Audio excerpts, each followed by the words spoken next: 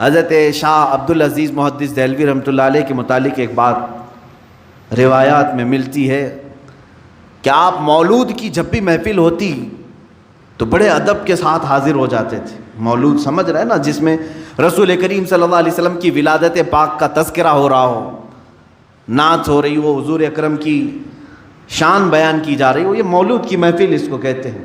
وہ ہمیشہ اس محفل میں ادب سے حاضر ہوتے. ایک مرتبہ اپنے گھر کے برآمدے میں یا گھر کے پاس بیٹھ کر کے وہ حقہ پی رہے تھے.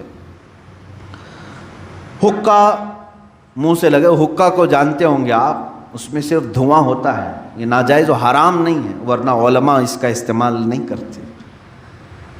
حقہ نوشی فرما رہے تھے. تھوڑی دیر میں آپ کے کانوں میں مولود پاک کی آواز آئی. پڑوس میں کسی کے گھر میں یہ میلاد شریف کی محفل ہو رہی تھی. آپ نے حقہ چھوڑ دیا، فوراً اٹھ کر کے بھاگ گئے اور جا کر کے مجلس میں بیٹھ گئے ادب سے. اور جب رسول کریم صلی اللہ علیہ وسلم کی اس میلاد کی محفل میں بیٹھتے تو آپ پر رقت طاری ہو جاتی تھی.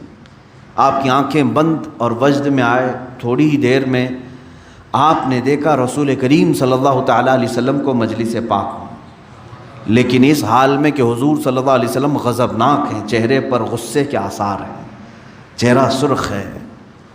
آپ ڈر گئے. اس محفل میں بیٹھے ہیں، ادھر میلاد کی محفل چل رہی ہے اور آپ نے کشف کیا، مراقبہ کیا. مجلس میلاد میں آپ کو حضور اکرم صلی اللہ علیہ وسلم کا سرخ چہرہ نظر آیا تو آپ نے ادب سے پوچھا، آقا مجھ سے کوئی توہین تو نہیں ہوئی، کچھ گستاخی تو نہ ہوئی؟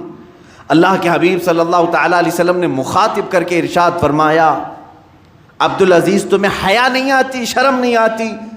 حقے کا منہ لے کر کے میری مجلس میں چلے آئے، اسی منہ سے تم میری میلاد سننے کے لیے چلے آئے. میرے عزیزو، اللہ رب العزت کی بارگاہ میں اتنی نفاست حضور اکرم صلی اللہ علیہ وسلم کی بارگاہ کی رکھی گئی ہے.